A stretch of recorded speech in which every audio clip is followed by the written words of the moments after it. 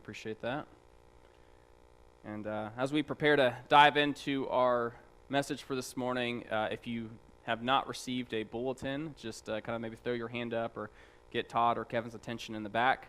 They will, I'm sure, hook you up because on the back side of it is a place to take some notes. And we're going to do something a little different today. Hopefully it seems coherent, but we're going to cover a lot of ground, and I want you all to hopefully be able to at least take some good notes. So if it doesn't come across clear, you can go back and reflect, and maybe you'll see some clarity in that process.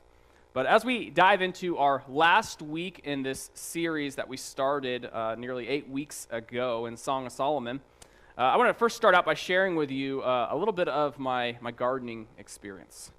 I like to say my farming experience. And you see, a couple summers ago, I decided I wanted to grow some sweet corn in my backyard.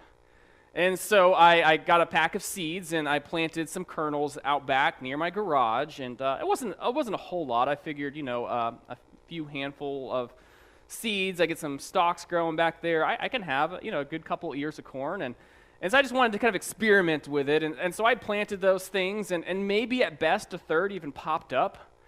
And when they began to grow, whenever I thought about it, I would hit it with my hose. And so these things began to grow, and it didn't look like y'all's corn. So I was doing something wrong from the very beginning, but I was very proud of this endeavor I had.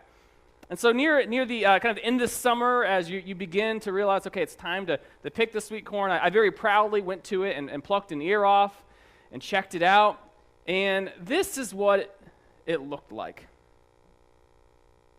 It looked a lot like that. And you all know exactly what's wrong with that corn, right? I didn't. I was devastated. I'm like, man, I labored really hard for this, and this is what my corn looked like. If I had a farm for a living, I would have died already. You see, I kind of learned a few things through that experience. First off, there's something called pollination that's got to occur. Right? I didn't have enough stalks in close proximity for pollination to occur, and the reality was I really wasn't that diligent in keeping up with it. It was just kind of whenever I thought about it. And so that was my first experience. And then the following summer, I decided to try my hand at this again. And so I planted a few more closer together, thinking, all right, this pollination is going to work. And again, I wasn't really that active with it. When I thought about it, I hit it with a hose. I cleared a little bit of the weeds growing up and around it. And the stalks were about half the size it seemed like they should have been. And the corn looked like little baby corn when it was done. Here's the thing. The reality was I really, honestly, didn't give much time or effort. Right? My gardening efforts, if you could call it that, were passive at best. And you guys, of all people, know that you don't just put the seed in the ground and ignore it till it's time to harvest. Right? A successful crop requires cultivation. It requires attention, and it requires maintenance. And again, this is probably the least obvious statement I have to make in this church, but the reality is cultivation requires active effort. Right? If you want to have a great crop in the fall, you are working hard in that field literally throughout the year. Right? Cultivation requires active effort. In fact, the growth of anything in life that matters is going to require active effort, right? You don't just set it and forget it, right? Like the old infomercial, right? Cultivation requires active effort. Anything that matters is going to take time and energy and attention. And one of the most important relationships in our lives, our marriages, are just like that. They require cultivation. And I think sometimes if we're not careful, we'll default to the assumption that our marriages will just naturally grow. We'll mistake the fact that we think they'll just grow because we're just around each other a lot. Right? We'll think that these marriages that we are in are healthy and growing just because we live in the same space and share the same DNA with the little people running around us. We'll mistake the fact that just because we have a history together, and I know many of you knew your spouses since elementary school. Right? Just because you have a shared history together doesn't necessarily mean you have a shared future together. I hope you understand cultivation requires active effort. our marriages, if they are going to grow and to thrive, require active effort as well. Right? Marriages require active attention and cultivation.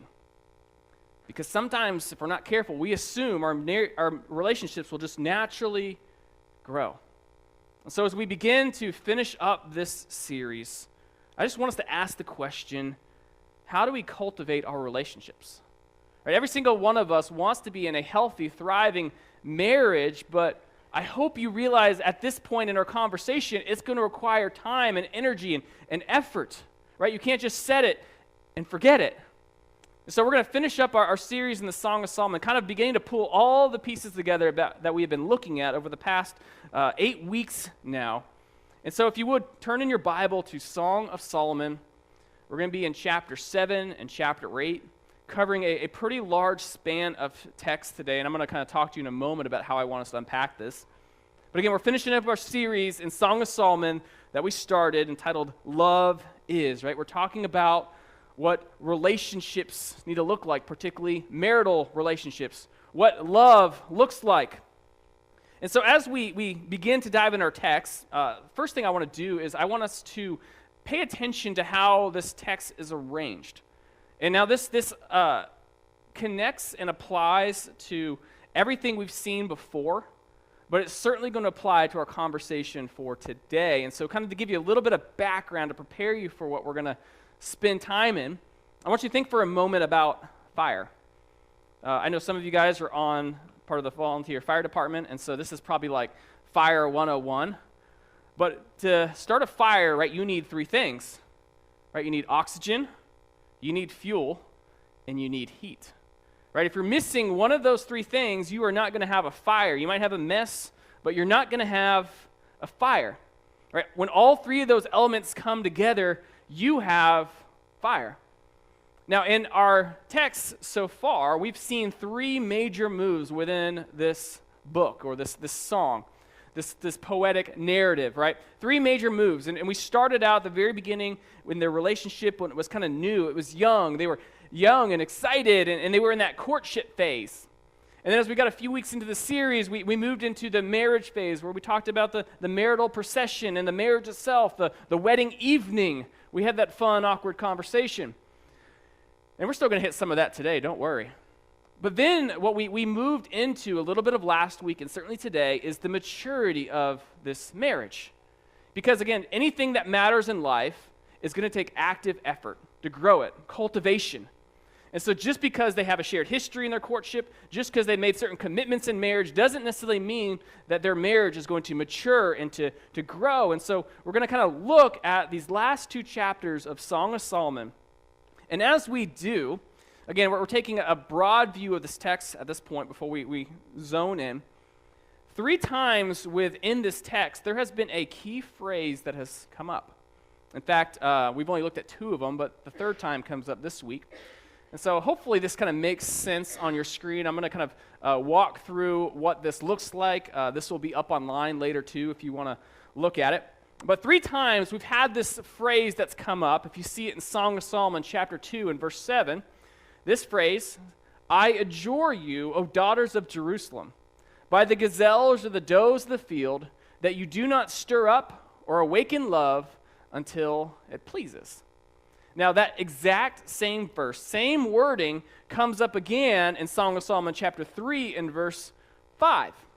And then finally, later today, we're kind of going to look forward a tad bit here. We see a very similar phrase come up as well in Song of Solomon chapter 8 and verse 4. Yet I want you to pay attention to some of the colors there. There's a phrase missing out of verse 4 in chapter 8, right? By the gazelles or does of the field. We'll talk about why that's missing in a moment, but some other elements of this I want you to notice. When this phrase is introduced in chapter 2, verse 6, it talks about a level of intimacy that they shared. His left hand is under my head, and his right hand embraces me. When it comes back up in chapter 3, it's missing. But then you see it pop back up in chapter 8 before this phrase is introduced once again. Yet, you'll notice as well in chapter 3, We see language there, right? I held him and would not let him go until I had brought him into my mother's house, into the chamber of her who conceived me. And we see the same language there in chapter 8. I would lead you and bring you into the house of my mother, she who used to teach me. I would give you spiced wine to drink, the juice of my pomegranate. And so what I want you to see, and hopefully this is clear, you're seeing a building occurring in their relationship. You're seeing notes of intimacy there in chapter 2, right? This was occurring during this courtship phase, right? They were growing closer together physically, in some capacities, right? Obviously, in a kosher way before marriage, but they're going closer together emotionally and relationally. And then when you hit chapter 3, we're seeing mutuality, the idea of commitment. I'm bringing him to my mother's house. He is mine. And then exclusivity, where all of these things begin to come together, and we'll kind of unpack that in a moment. But in verse 4 of chapter 8, when it introduces that language, I adjure you, O daughters of Jerusalem, that you do not stir up or awaken love until it pleases. Obviously, there's that phrase, by the gazelles or does of the field. It's missing. And that's because in the Hebrew, that is actually formed in an interrogative type phrasing, where it's kind of a rhetorical question, right? Why would you, or how could you essentially rush a relationship until it looks like what we have here as you arrive in chapter 8? And we'll break that down some more later on, but I want you to see these big moves in the text, right? You're seeing the relationship develop and to grow, and you're seeing each of these elements added as you move through this song. So big picture, we have intimacy that is introduced early on. This includes a level of connection, a physical, emotional, and relational connection, right? This is kind of developed in the courtship phase. You have mutuality, the idea of commitment. They are pledging their lives to each other, right? This begins to develop in this courtship phase. It's solidified when they make those marital vows. And then exclusivity, right? Sole attention, full focus. And obviously, again, this was seen first in the courtship phase. It's enhanced through the marital phase. And finally, it is made into full maturity as their marriage continues on. And as you can see there, for a healthy relationship, for a healthy marriage, you need all three of those elements. Because you can have a connection yet not be committed, right? We're very familiar with how that works. You can make a marital vow to someone and have some sort of connection, yet you can have a distracted life and attention where they're not really the most important thing in your life.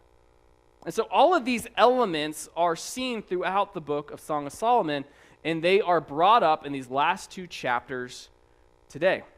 So all that exists now, starting in chapter 7, is dependent upon what came before, and all three of these elements are seen moving forward into our text for today. And so as we walk through our text, I'm going to try to slow down enough for you to put the references under each of these categories. You'll see that in your notes, because I want you to kind of see how these big major themes are brought up in the language of the text. Now again, I'm doing something different today. I'm going to give you all 3 points from the start. Okay, all 3 points from the start. So the first thing that we said a relationship needs is a level of intimacy, right? This is a shared physical, emotional, and relational connection, right? Intimacy is necessary in a relationship. Hopefully you've seen this throughout our conversations so far in the series. So you need intimacy, and this will come back up a little later, so if I'm moving too fast, I apologize. You need intimacy, but you also need mutuality, right? The idea of making a commitment to each other, right? You can be connected but not committed, and so this is this idea in a relationship. There is a level of commitment, right? I am with you for life. And then finally, exclusivity, sole focus or attention. I don't know why. When I pick the pictures, sometimes I'm trying to make them align. That cat is very focused on something. Okay, so if you look at your spouse like that, you are in love, okay? Exclusivity, right? Sole focus or attention. Because again, as our marriages mature, sometimes we can get so busy that even though we're committed to the relationship and we have a connection, our attention is divided. And so again, all three of these elements come together for a marriage to be cultivated. Now, before we get to our text, I want to kind of pick back up in the context of where we left off last week. Last week, we talked about there was some distancing that had occurred between these two individuals. And we had mentioned it was likely an emotional disconnect, right? She had this dream where he was trying to essentially come in the door and she wouldn't answer it, and when she did, he was gone. There was a distance that was created between them. And finally, Solomon, if that's who you understand the lover to be or the man in the relationship, expresses affection and he affirms that they are still good. And so now we step back into the song as their love story continues. And again, it's told poetically through a song. And so as we introduce our text, again, this is all background. Trust me, this will help as we look at our text. Have you ever asked your spouse a question and they answered in the affirmative by saying, "That's fine"? Right? You're like, "Hey, I just bought a new piece of equipment," and their response is, "That's fine." How do you know that wasn't fine? Right? It's not what's said, but it's how it's said. Right? Or maybe you change plans and they just quickly say, "That's fine," or "Okay." Right? It's not what's said, it's how it's said. And so as we look at our text, within the language of this song, what's said is important, yes, but I want you to understand the weight behind what's being said. Right? The emotional impact of what's being said carries as much weight as what's actually said. So on the back end of this distancing that occurred between the two of them, Solomon, or the lover, kind of waxes eloquently on his praise for his bride. And again, we're going to run through this. I'm going to only point out one or two things because we have a lot of to look through. But he starts out, chapter 1 and verse 7. "How beautiful are your feet in sandals, O noble daughter." Right? Well, let's go to the beach. I want to see those feet. "Your rounded thighs are like jewels, the work of a master's hand. Your navel is a rounded bowl that never lacks mixed wine. Your belly is a heap of wheat encircled with lilies. Your two breasts are like two fawns, twins of a gazelle. Your neck is like an ivory tower. Your eyes are pools in Hesbon, by the gates of Bath Ribion. Your nose is like the tower of Lebanon, which looks toward Damascus. Your head crowns are like Carmel, and your flowing locks are like purple. A king is held captive in the tresses. How beautiful and pleasant you are, O loved one, with all your delights. Your stature is like a palm tree, and your breasts are like its clusters. I say, I will climb the palm tree and lay hold of its fruit. O may your breasts be like clusters of the vine, the scent of your breath like apples, your mouth like the best wine." We'll pause there for a moment. And clearly there's levels of physical intimacy, right? We don't have to imagine too much with what's being said there. But what he does is he's praising his wife. In fact, in verse 2, just one place to note, he's comparing like her body literally to food and to drink. Her physical features for him, he's intoxicated with them. He says, right, "You sustain me." And with all this praise of her, and again, notice the difference here. Normally they started from top down. Here he started from bottom up. With all this praise is the inherent understanding that I am committed to all of this, right? Everything I see before me, I am fully and completely committed to you. And so in this passage, you see elements of intimacy, right? It's hard to avoid the levels of intimacy there starting in verse 7. But you also see mutuality, commitment, right? I'm intoxicated by you. There is a physical and relational connection, but there's certainly elements of commitment as well. And so what I want you to do, we'll kind of keep popping this back up. I want you to go ahead and plug that reference under those categories in your notes. Song of Solomon, chapter 7, verse 1 through the first part of verse 9, right? We see elements of intimacy and mutuality. So as the lover, Solomon, or the man in this relationship, is expressing his commitment to what is standing before him, he's interrupted. This is kind of fun. Look at the second part of verse 7 in chapter 7. Verse 9, my bad.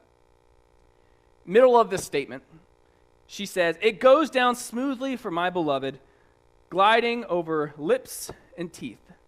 I am my beloved's, and his desire is for me." In the middle of him waxing eloquently about her beauty and how he's committed to her, she interrupts him. And she effectively says, hey, I'm already yours. And what's kind of interesting, again, you see some themes reemerge as you enter the back part of this book. I am my beloved's, and his desire is for me. Maybe you recall back from chapter 6 and verse 3, where she made a kind of similar statement, yet it's different here. She said, I am my beloved's, and my beloved is mine. I want you to note the difference there. Before, early in their courtship phase, she was insecure. Remember this? She was insecure, and she was looking for security from her lover. And here she has so grown in the security of his love that she can now say that his desire is for her. Right? You see these elements, right, of exclusivity. Sole focus and desire is for her and her alone, and she knows this. That's why she said, I am my beloved's, and his desire is for me. And so go ahead, under that category of exclusivity, plug in Song of Solomon, chapter 7, verse 9b to 10. So let's continue now in our text, verse 11 to 13 of Song of Solomon, chapter 7.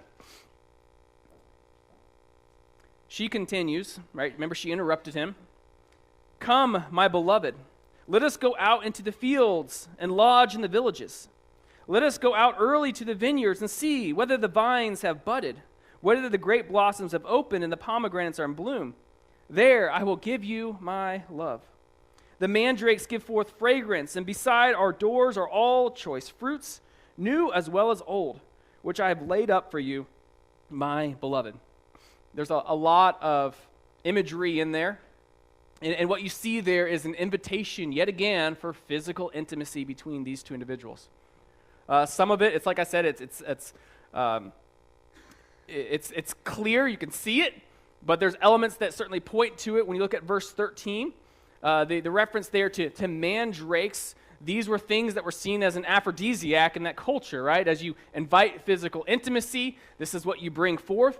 And so here we have, again, she is expressing connection in a physical way. And as we've said, this physical connection is always connected to a relational and emotional connection as well. So we see intimacy there in that part of our passage.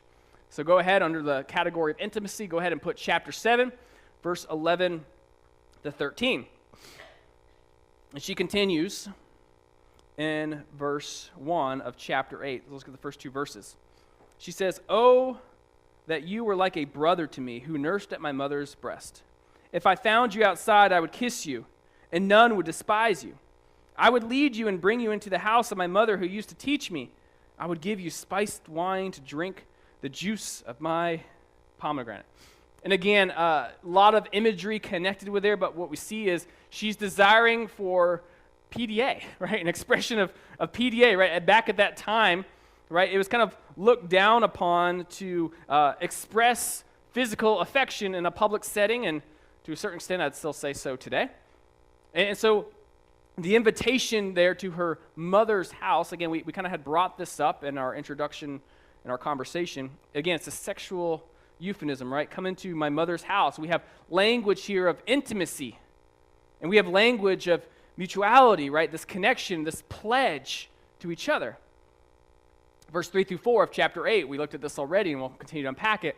His left hand is under my head, and his right hand embraces me. I adjure you, right? I'm encouraging you, daughters of Jerusalem, make this commitment that you do not stir up or awaken love until it pleases. And again, we brought that up, chapter 2, verse 7, our very first week. Love is a process. Of all things, love is a process. And more naturally, again, what she's saying here as this phrase comes back up, it's an interrogative in the original language.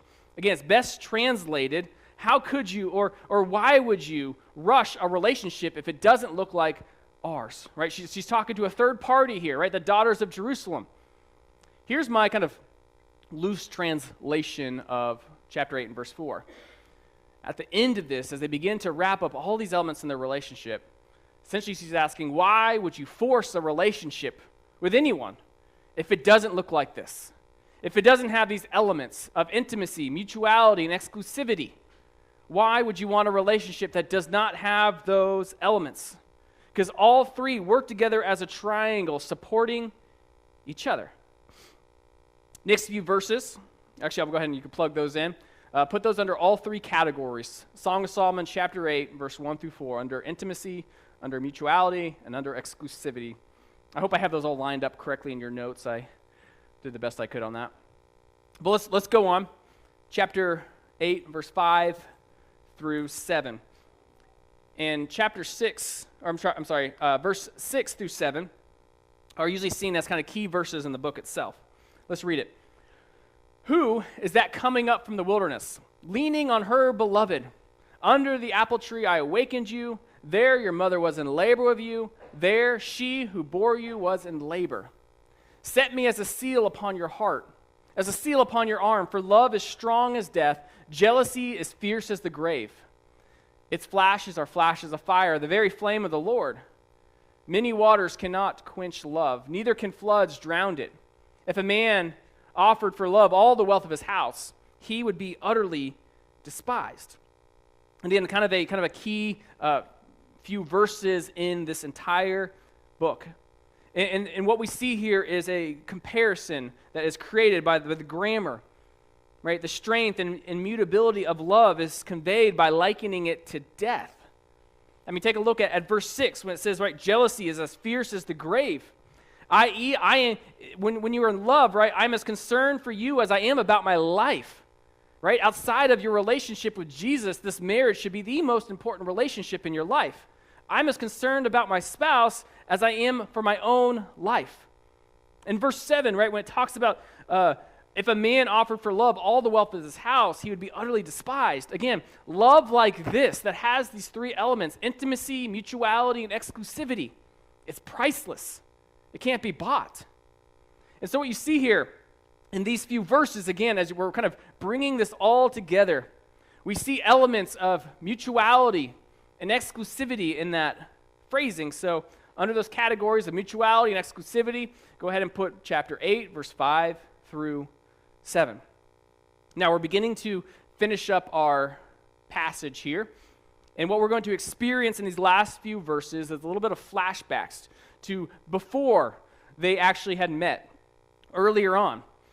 And so hopefully that provides a little context as what we have to read. It's kind of weird, honestly. Chapter 8, verse 8.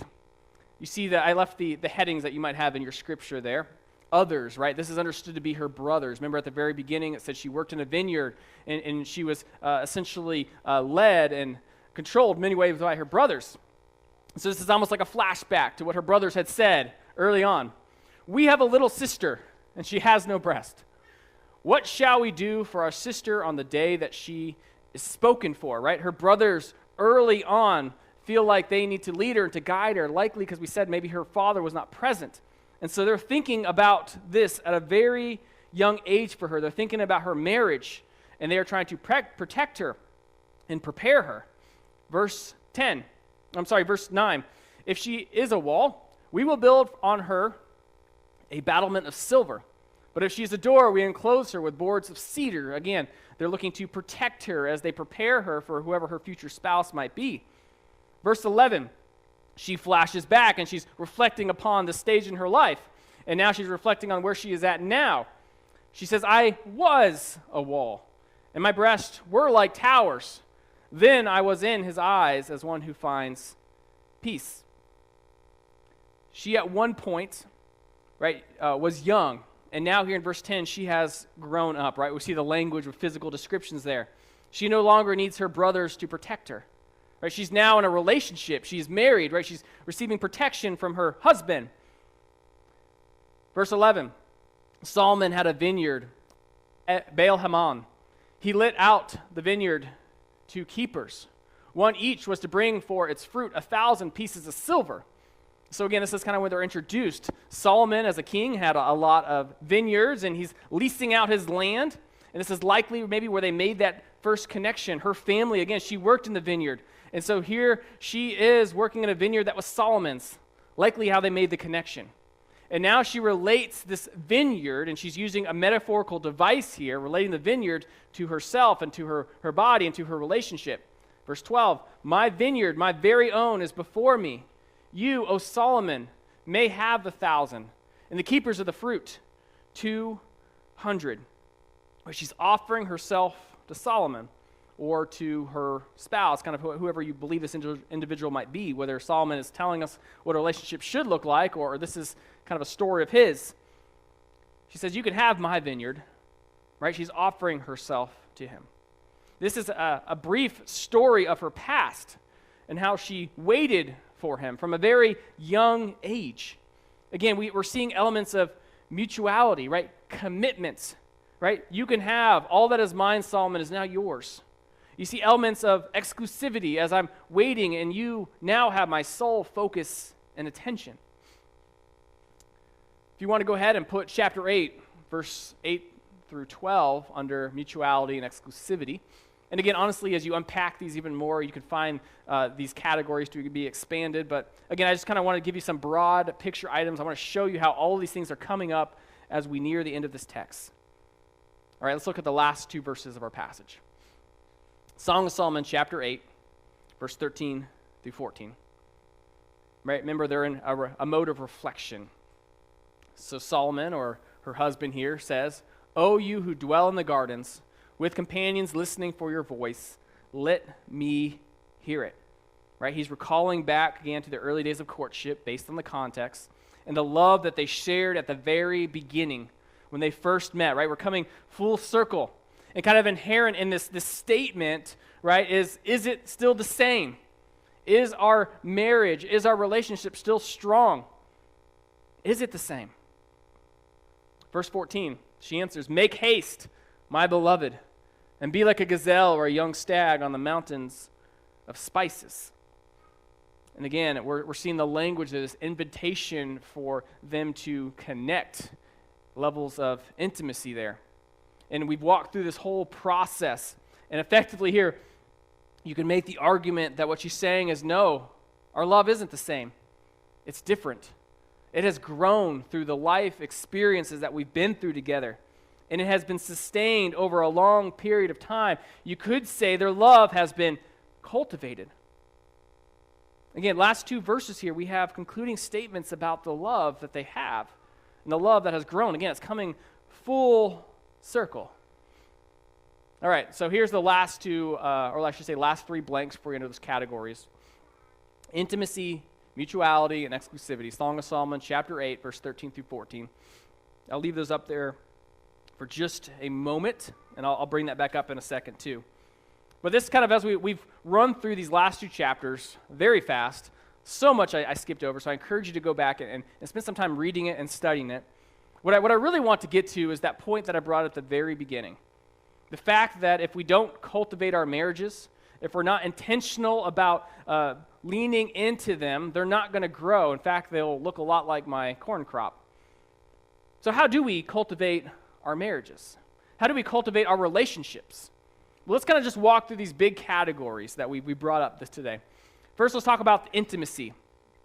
First thing we want to do if we want to cultivate our relationships is we need to share intimacy, right? We're sharing it in a physical capacity, right? If you're married, right, there's got to be a physical connection, right? Obviously, there's deeper, more intimate connections with sex, but I'm also talking about levels of a PDA, right? Hugs, kisses, cuddles.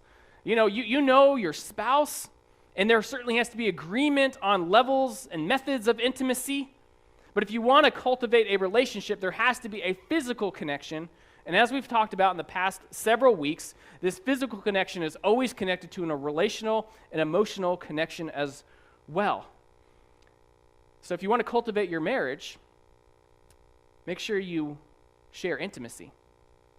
You also need to make sure you practice mutuality. You need to display commitment to them. Right? Obviously, hopefully you've done this in your relationship. When you got married, you made vows, you made a formal commitment. But this commitment you're bringing up regularly throughout your lives. And you're not necessarily just saying it, though it's important to tell your spouse, hey, I'm committed to you, right? Through thick and thin, through good and bad, through richer for poor, right? All of those vows that we make at marriage. But you're displaying this commitment every single day. Maybe with your words, but certainly through service, as you reveal commitment to them through the sacrifices you make for your marriage and for your home. You're showing them that they matter to you, and no matter what, you're going to be there. So the intimacy is important, but this intimacy is also contingent upon a level of commitment if you want a healthy marriage. And finally, there's the exclusivity factor. See, outside of our relationship with Jesus, your spouse should know that they are the most important relationship in your life. Right? There should be no doubt about that. Even if you're so focused upon raising your kids should know that even though they're important to you, your relationship with your spouse is more important. Because at someday, those kids are going to leave and you're going to still be with that spouse. Your spouse needs to know that they have your full and complete attention. And outside of your relationship with Jesus, it should be the most important relationship in your life. So make sure you tell them that. Display that through behavior. Right? Let them know that, right? I only have eyes for you. So how do we cultivate our relationships?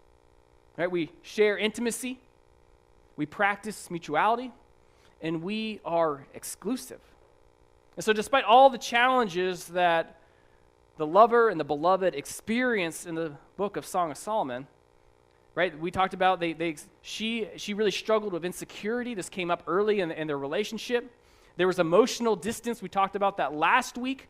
There was a lot of changes in development in the relationship from the courtship phase to marriage. They're now sharing physical intimacy together. There's this idea of oneness.